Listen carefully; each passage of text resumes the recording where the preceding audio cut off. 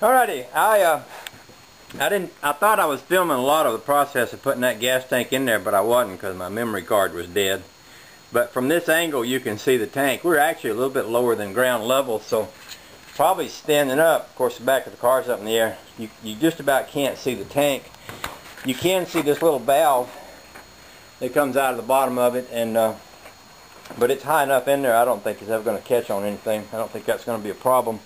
It's interesting process of getting this in here. I made these clamps, and then I sort of put the clamps up in there, and then I set that thing up on the garbage can, and then I wedged some wood up in there and got it up nice and tight where I wanted it.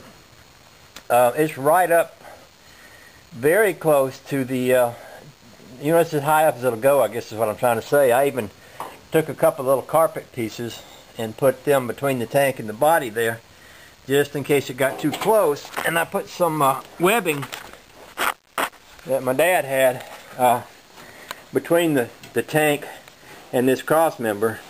I snugged it real tight on these two clamps here, and then I welded the clamps so that they can't turn, because my thinking was once this thing gets gas in, it's going to be heavy. If those clamps turned, it would let that thing lower itself down.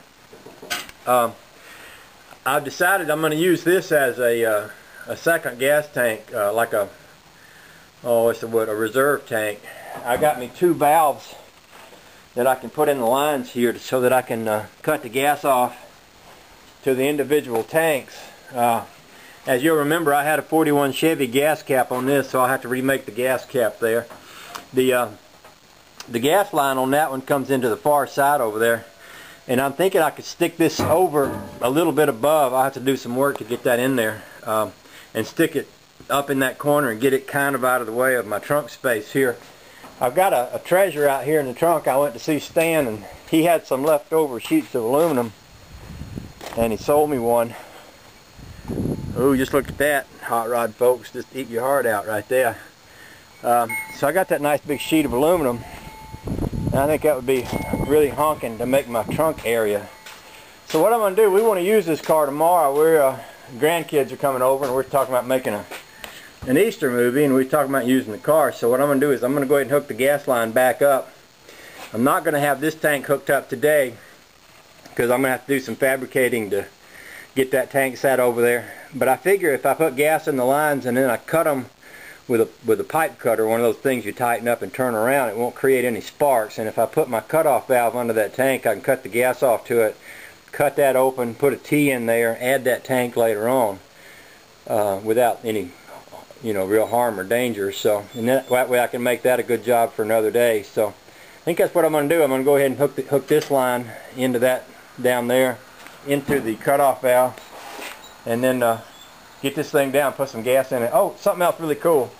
When I was a kid, you had to keep in mind, when I was young, MIG welders hadn't been invented yet.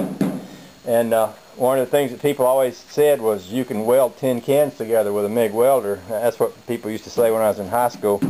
Well, I had a hole here where my old gas cap was, and I went inside and I got a lid off a tin can lid, and I stuck it up under there and I welded it around the edges, and it worked. So that's pretty honking. I'm going to take my little Bondo and just smooth right over that, and that'll be good. But that was kind of fun for me to weld a tin can and into the hole where that used to be a tin can lid. So it even says best by 08-2011. So this car is good till 08-2011 according to that right there. So something to think about. Y'all have a nice day.